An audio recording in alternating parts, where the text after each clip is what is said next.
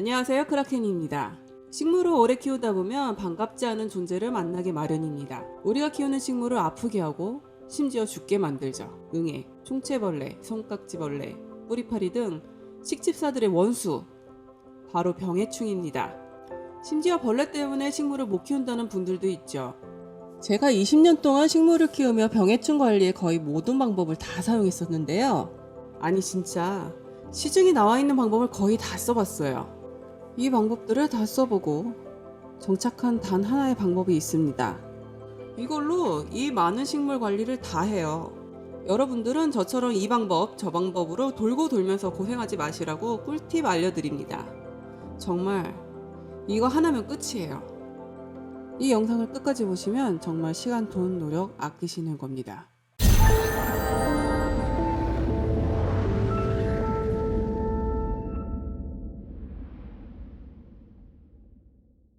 식물의 병해충을 잡기 위해서 가장 먼저 생각나는 것은 역시 농약입니다.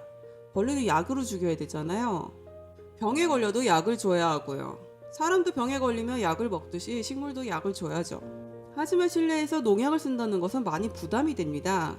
아이들이나 동물을 키우고 있는 경우는 더더욱 그렇죠. 식물 잎을 뜯어먹는 동물들도 있고 아이들은 막 이것저것 만지잖아요. 때문에 대안으로 목초액도 사용해보고 계피가루, 난황류, 커피가루 정말 골고루 사용했었어요. EM 활성액으로 평소 식물 건강을 유지해서 병충해 강하게 키우기도 시도했었고요.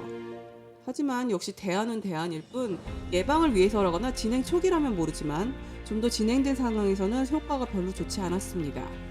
두 번째로는 시중에서 판매하는 살충제 제품도 종류별로 구매해서 사용했었습니다. 독성이 강하지 않아서 인터넷으로도 쉽게 구매할 수 있습니다. 가격도 굉장히 저렴하고요. 대안보다는 조금 낫지만 아무래도 효과가 썩 좋다는 느낌은 못 받았어요. 게다가 희석해서 뿌렸는데도 식물이 녹아버리는 경험을 하자 허탈하게 짝이 없었습니다. 벌레 잡으려자 식물이 녹아버리다니 정말 너무 예쁜 친구였는데. 세 번째로 영농자재를 다루는 곳에서만 판매하는 강력한 농약들도 몇 번이나 구매해서 사용했었습니다. 하지만 역시 위험하기 때문에 환기를 자주 해야 하고 또 조심히 다뤄야 하는 스트레스가 있었습니다. 또한 3일에 한 번씩 농약 희석물을 뿌려줘야 했기 때문에 과습이 오기 쉽습니다. 게다가 오래 사용하면 해충들에게 내성이 생겨서 농약이 잘 안 듣게 되죠. 그래서 주기적으로 새로운 성분의 농약으로 바꿔줘야 했습니다. 벌레들이 죽는 속도보다 제가 스트레스로 늙어 죽는 속도가 더 빠를 것 같았죠. 문제는 이렇게까지 했는데도 퇴치를 하지 못했다는 것입니다. 와, 설명서에 쓰여진 대로 했는데 이렇게까지 제 속을 뒤집어준 존재는 바로 그 악명 높은 뿌리파리입니다. 잠깐 뿌리파리에 대해서 모르시는 분들을 위해 간단하게 설명해 드릴게요. 뿌리파리는 아주 작은 초파리 크기의 날개 달린 벌레입니다. 성충은 사실 느리고 연약하죠. 하지만 뿌리파리의 진가는 바로 애벌레에 있습니다. 뿌리파리는 식물의 뿌리에 알을 낳는데요. 주로 촉촉한 흙을 좋아하고 수경 재배하는 물에 알을 낳기도 하죠. 이 미세한 애벌레는 식물의 뿌리를 파고 들어가 줄기의 영양을 흡수합니다. 뿌리를 파고 들어가기 때문에 농약의 영향에서 벗어나기 쉽죠. 그리고 알과 번데기일 때는 농약의 영향을 받지 않기 때문에 완전히 퇴치하기 위해서는 몇 번에 걸쳐서 약을 쳐야 해요. 시기에 따라서 어떤 애들은 애벌레라서 약이 잘 들을 거고 성충, 번데기, 알의 경우는 약이 잘 안 들을 거고요. 다 잡았다고 해도 성충 한 마리가 살아남아서 알을 낳으면 다시 시작이고요. 증상으로는 뿌리의 발달이 불량해지고 성장이 늦고 시드름 증상을 일으켜 결국에는 고사합니다. 눈에 잘 보이지 않기 때문에 시드름병으로 오인할 수 있죠. 왠지 모를 날파리 몇 마리가 식물 사이에 날아다니고 있다면 뿌리파리를 의심해봐야 합니다. 농약뿐 아니라 끈끈이도 사용했는데요. 약을 쓸 때는 줄어든 듯 보이다가도 어느샌가 하나둘 보이더니 창궐하는 그 좀비 같은 끈질김. 정말 시달려 보신 분들은 공감하실 거예요. 다른 병해충과는 클래스가 다른 난이도 최상급 보스몬스터 제2등급 용입니다. 저 뿌파들을 확.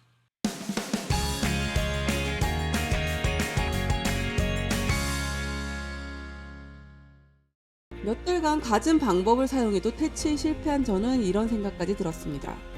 이 정도까지 없어지지 않으면 내가 잘못된 것이 아닐까? 그냥 뿌리파리도 자연이고 생명인데 내가 자연을 거스르려 했구나. 이제라도 공존해야 하는 거 아닐까? 저렇게까지 악착같이 살려고 하는 애들을 없애려고 했구나 하는 생각이 들더라고요. 그러다가 늘 해외 사이트에서 식물 정보를 모으던 중에 항상 언급되는 한 가지를 떠올렸습니다. 바로 오늘의 주인공인 니모일입니다. 당시 국내에는 생소했지만 해외의 식집사분들은 꽤나 애용하고 있었지요. 저는 바로 니모일에 대한 정보를 모으기 시작했습니다. 그저 남이 좋다고 해서 하기는 싫었기 때문이에요. 제가 뼛속까지 인푸즈라서 좀... 네, 그렇다고요. 여튼 정확히 어떤 장단점이 있고 어떤 물질로 어떤 효능을 내는지 궁금했습니다. 니모일은 어떤 것일까요? 니모일은 잎나무 씨앗을 압착하여 나온 오일입니다. 여러 성분으로 구성되어 있는데요. 대표적으로 아자디락틴 성분이 해충 방제 효과를 냅니다. 이 성분은 섭식 방지제 및 성장 교란제입니다. 그 외에도 살충 및 살진균 성분이 여러 섞여 있습니다. 이렇게 얘기하면 잘 와닿지 않죠? 다시 잘 풀어서 설명드릴게요. 자, 효능 첫 번째는 해충의 산란을 막습니다. 알과 애벌레를 질식시키죠.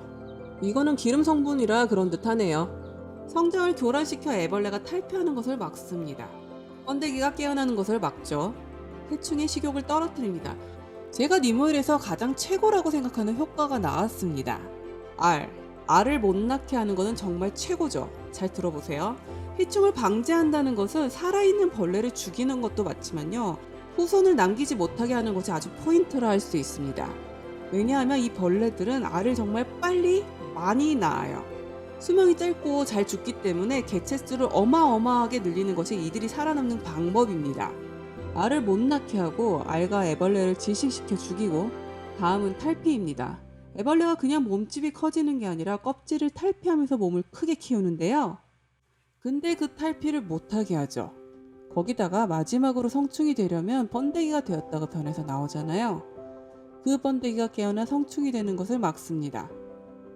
알에서부터 모든 성장 단계를 막는다는 것은 현재 해충이 어느 성장 단계일지라도 영향을 준다는 거잖아요.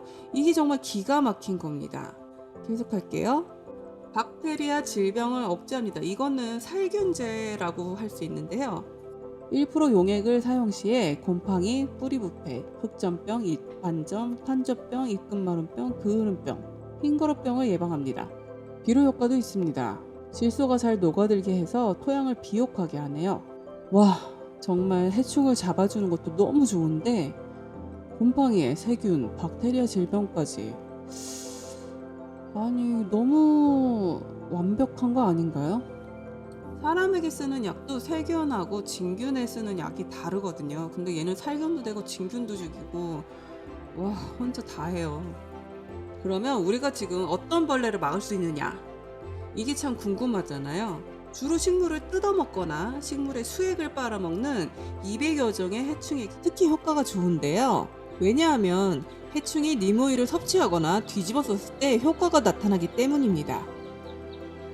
특히 우리가 실내에서 식물을 키울 때 많이 생기는 진딧물, 온실가루이, 응애, 총치벌레 등에도 효과가 있습니다.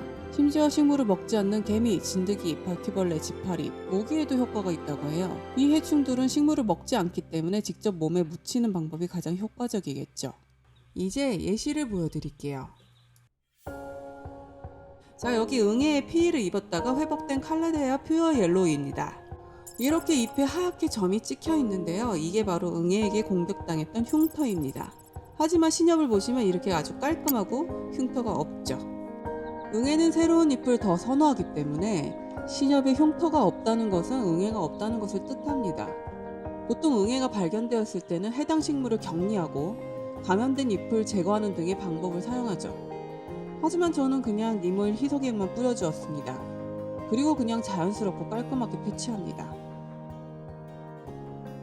이 수국은 구석에서 물타임을 놓치는 바람에 응애가 창궐했는데요. 자세히 보시면 지금도 응애 파티 중이죠. 응애들이 만든 미세한 거미줄과 움직이고 있는 응애들이 보이실 거예요. 자, 저의 사랑하는 온실에 들고 올 수 있는 것도 응애에 대해서 걱정이 없기 때문이죠. 그리고 니모일 희석액만 뿌려주었습니다. 보통 응애를 퇴치하거나 예방하려면 잎샤워를 많이 하는데요. 잎샤워도 안 하고 그냥 니모일만 뿌렸어요. 그리고 약 5분 후에 현재 움직이는 응애가 없습니다. 딱히 제가 샤워를 시킨 게 아니라서 그대로 지저분하죠? 응애가 손상시킨 잎은 흉터가 남거나 회복이 안 돼서 시들기도 합니다. 하지만 응애가 더 번지거나 하는 것은 전혀 걱정할 필요가 없죠. 콜로카시아 파라 마스크에 생긴 진딧물입니다. 아주 신나게 붙어 있네요. 그냥 니모일 희석액만 뿌려줍니다. 간단하게 퇴치제였어요. 평소에는 전혀 보이지 않는데요. 온실의 습도가 올라가면 이렇게 꾸불꾸불한 길이 생깁니다. 이 길이 어떻게 생긴 길일까요? 바로 민달팽이가 지나간 길이에요. 물로 아무리 문질러 닦아도 잘 안 지워져요. 워낙 어두운 밤에만 돌아다니고 흙 속에서 잘 안 나오는 존재라서 지금도 간혹 새벽에 민달팽이를 죽게 되는데요. 좀 궁금해졌습니다. 과연 니모일은 민달팽이에게 효과가 있을까요?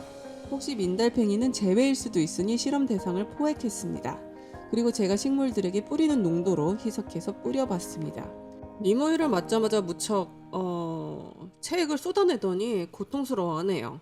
물에 익사할 수도 있으니 고여있는 니모일을 제거하고 지켜보았습니다.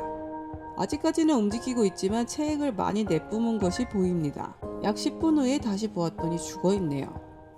니모일은 민달팽이에게도 효과가 있었습니다. 단지 제가 화분흙에 충분히 많이 니모일을 뿌리지 않았기 때문에 박멸되지 못했던 것이죠. 병충해가 보일 때 식물 본체 위주로 뿌리다 보니 화분흙에 있는 민달팽이들이 살아남을 수 있었던 것입니다. 앞으로는 평소에도 흙에 팍팍 뿌려야겠네요. 민달팽이들도 보내버리게요. 자, 대망의 뿌리파리입니다. 뿌리파리를 퇴치했지만 새로운 식물을 들일 때 알이 묻어올 확률이 있습니다. 이 아이는 파키라 밀키웨이죠. 왠지 모르게 줄기가 쭈그러들어서 파보니 뿌리파리 애벌레가 있었습니다. 아주 하얗고 깜찍하네요. 뿌리파리 애벌레는 죽이고 식물의 손상된 부위를 모두 제거했습니다. 그리고 수태에 심어준 후 니모일을 듬뿍 뿌려주었어요. 다행히 일주일이 지난 지금까지도 잘 살아주고 있습니다. 이번에는 예시 사진을 안 들고 오겠습니다. 바로 돈벌레 그리마 이야기인데요. 너무 징그럽죠. 그리마는 해충을 잡아먹는 익추인데요. 집 옆이 산이다 보니 그리마가 종종 나와요. 그런데 이 그리마는 식물을 먹지 않는데 니모일을 많이 뿌린 날에는 아침에 시체가 종종 나오더라고요. 아마도 니모일에 묻은 벌레를 먹었거나 몸에 묻은 니모일을 그루밍하면서 먹은 모양이에요. 집에 마당이 있다 보니 개미 여왕님이 온실로 들어와 화분에 알을 엄청 낳았었어요. 솔직히 개미는 여기저기 방을 많이 만들어 놓는 습성이 있다 보니 이게 어디까지 번져 있는지 파악조차 안 되더라고요. 개미는 식물에 직접적으로 해를 입히지는 않습니다. 하지만 식물에 각종 병을 옮겨오기 때문에 퇴치해야 하죠. 굉장히 끈질기고 끝없이 몰려오는 것이 특징입니다. 일단 보이는 알은 다 털어내어 실키 병아리들에게 급여했습니다. 그리고 의심가는 화분들에 니모일 희석액을 뿌려주었죠. 그 뒤로 자연스럽게 개미는 퇴치되었습니다. 제가 알고 있기로 개미 퇴치는 아주 독한 약을 사용해야 하는 것으로 아는데요. 니모일 희석액으로 너무 쉽게 퇴치했어요. 문서상으로는 심지어 바퀴벌레에도 효과가 있다고 하니까요. 니모일은 뭔가 너무 완벽해서 소개하는 제가 다 민망할 지경입니다. 제가 설명하면서도 이렇게 완벽한 약이 있나 싶고 말이죠. 단점이 하나 있습니다. 이 단점은 맨 마지막에 말씀드릴게요. 살균, 진균, 비료 효과가 있고 알, 애벌레, 번데기 성장을 억제하고 성충의 산란을 막기까지. 여기서 끝이 아닙니다. 니모일은 해충에게 내성이 생기지 않아 얼마든지 사용이 가능합니다. 이거 굉장히 중요하죠. 아까도 말씀드렸듯이 농약 쓸 때 어느 기간 이상이 사용하면 내성이 생겨서 다른 성분으로 교체해야 되는데요. 니모일은 이런 걱정이 전혀 없습니다. 또 생분해되는 성분이라 안심할 수 있죠. 저는 실내 관엽식물에 사용하고 있는데요. 식용식물에 사용할 수도 있으니까요. 과일이나 채소, 허브 등 수확시에 성분이 남아있을까봐 걱정을 하기도 해요. 하지만 전혀 그럴 걱정이 없습니다. 반감기가 토양에서는 3일에서 22일, 물에서는 45분에서 4일에 불과합니다. 게다가 자외선, 즉 햇빛을 받으면 더 빨리 분해되므로 오히려 이 성분을 오랫동안 남기기 위해서 저녁에 뿌리는 것이 효과가 오래갈 정도니까요. 그러니까 흙에 뿌려주면 식물이 니모일 성분을 흡수해가지고 예방 효과를 내고 흙에 사는 해충을 퇴치합니다. 그러니까 식물 자체가 니모일 성분을 갖게 되는 거죠. 직접 해충에게 뿌리는 것보다는 약하겠지만요. 무엇보다 니모일을 뿌릴 때 방제복 일체가 필요 없는 매우 안전한 물질입니다. 그냥 뿌리면 돼요. 환기도 필요 없습니다. 이렇게 좋은 니모일 사용법을 알아보겠습니다. 기본적으로 니모일은 기름 성분이기 때문에 유화제를 섞어야 물의 희석이 가능하죠. 시중에 유화제가 섞여 나온 제품이 있기 때문에 간편합니다. 혹은 니모일과 유화제를 8:2의 비율로 섞어 사용하는 제품도 있습니다. 저는 다 사용해봤는데요. 이 제품은 냄새가 덜 나는 대신에 물에 잘 안 섞이는 편이에요. 물을 섞었을 때 따로 노는 것이 보여집니다. 구입 시에 니모일이 아주 적게 들어있는 저렴한 제품도 있으니 함량 확인이 꼭 필요합니다. 저는 100% 니모일을 사용하는데요. 1%에서 3% 정도로 희석해서 사용하면 꽤 오래 사용할 수 있습니다. 이렇게나 완벽하게 가까운 니모일에게도 단점이 존재합니다. 바로 냄새인데요. 유황 혹은 마늘 섞인 냄새가 납니다. 아무래도 실내에서 사용하는데 냄새가 아름답지 못해서 조금 곤란합니다만 단점보다는 장점이 너무 많네요. 게다가 인간의 후각은 생각보다 쉽게 마비되므로 오래 맡다 보면 그럭저럭 괜찮아지더라고요. 마치 냄새가 강한 전통 음식에 익숙해지는 그런 느낌이랄까요? 저는 괜찮은데 남편은 여전히 힘들어하긴 합니다. 여러 니모일 제품을 사용해 보았는데요. 유화제가 무엇이냐에 따라 냄새가 많이 나기도 하고 덜 나기도 하는 듯 싶습니다. 쓰던 제품이 품절이라 다른 제품을 썼었는데 휘발유 냄새가 났던 기억이 있네요.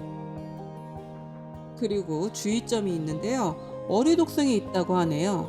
혹시나 물생활 하시는 분들 어항에 니모일 들어가지 않도록 주의해야겠습니다. 많은 농약에 어류 조류 독성이 있는 것을 감안하면 큰 걱정은 안 하셔도 될 듯 하네요. 섭취 시에는 독성이 있을 수 있으니 주의해야 합니다. 이 고약한 냄새를 맡고 먹을 수 있을까 싶지만요. 특히 영유아가 먹으면 심각한 독성을 나타내니 아이들의 손이 닿지 않는 곳에 두어야 합니다. 그리고 임산부에게는 사용이 권장되지 않는다고 합니다. 하지만 아까 특성에서도 말했다시피 생분해되기 때문에 과일과 채소에 잔류할까 걱정할 필요는 없어 보이네요. 정이 걱정된다면 잘 씻은 후에 햇빛을 받도록 하면 더욱 빨리 생분해되겠죠. 드물지만 니모일로 인해 잎이 타들어가는 식물이 있을 수 있습니다. 부분적으로 테스트하여 사용하려고 하는데요. 제가 사용해본 결과 나비 수국의 꽃 부분에 약해를 입었던 것 이외에는 특별한 문제가 없었습니다. 모든 꽃에 테스트를 해보진 않았지만 꽃 부분에 뿌릴 때는 주의가 필요한 듯 해요. 그리고 꿀벌에게 해를 입히지 않기 위해서는 꽃봉오리가 피기 전부터 꽃이 질 때까지는 뿌리지 않는 것이 좋습니다. 물론 이것은 다른 용약에도 해당되는 주의점입니다. 보너스를 하나 더 알려드릴게요. 니모일을 짜내고 남은 찌꺼기를 님케이크라고 부르는데요. 이 님케이크를 흙에 섞어주면 니모일의 효능을 가진다고 합니다. 물론 니모일만큼의 효과는 없겠지만요. 니모일의 효능을 본 저는 님케이크를 대량 구매해서 마당에도 뿌리고 실내 화분에도 사용을 했었는데요. 전혀 예상치 못한 상황이 벌어졌습니다. 바로 이 님케이크가 퇴비화되지 않은 상태라는 거죠. 퇴비화를 거치지 않고 그냥 말린 님케이크는 흙에 뿌려져서 수분을 먹자마자 곰팡이가 엄청나게 피게 됩니다. 실내뿐만 아니라 마당에 뿌린 님케이크에서도 말이죠. 아니 분명 곰팡이균을 억제한다며 니모일을 짜내고 남은 부분에는 해당되지 않는가 보네요. 곰팡이가 딱히 식물에 엄청 해를 입힌 것 같지는 않지만 아무래도 좋지 않을 것 같습니다. 아직 곰팡이에 대해서는 공부를 하지 않아서 확실하게 말씀드리기가 어렵네요. 님케이크를 사용하게 되신다면 꼭 퇴비화를 거친 후에 식물에 사용하실 것을 권장합니다. 그렇게 곰팡이가 핀 뒤로 저는 그냥 니모일만 사용하고 있어요. 영상 정리하겠습니다. 니모일의 효능으로 해충의 산란, 탈피, 번데기가 깨어나는 것을 막죠. 알과 애벌레를 질식시킵니다. 해충의 식욕을 저하시키고요. 살균제와 진균제 효과가 있습니다. 흙을 비옥하게 합니다. 특성으로는 해충에게 내성이 생기지 않아 계속 사용해도 아무 문제가 없습니다. 생분해가 되기 때문에 잔류에 대한 걱정이 없죠. 흙에 뿌려주면 식물이 흡수해서 예방 효과를 냅니다. 니모일을 뿌릴 때 방제복이 필요 없는 매우 안전한 물질입니다. 단점으로는 유황 혹은 마늘 냄새가 나기도 하고요. 유화제에 따라서 냄새가 많이 달라지기도 해요. 주의점으로는 어류 독성이 있고요. 섭취해서는 안 됩니다. 약해를 입는 식물이 있을 수 있어요. 꿀벌을 위해서는 꽃이 질 때까지는 뿌리지 않는 게 좋겠습니다. 크라켄이었습니다. 구독, 좋아요 하셔서 더욱 유용한 식물 정보들을 재밌게 얻을 수 있는 기회 놓치지 마세요.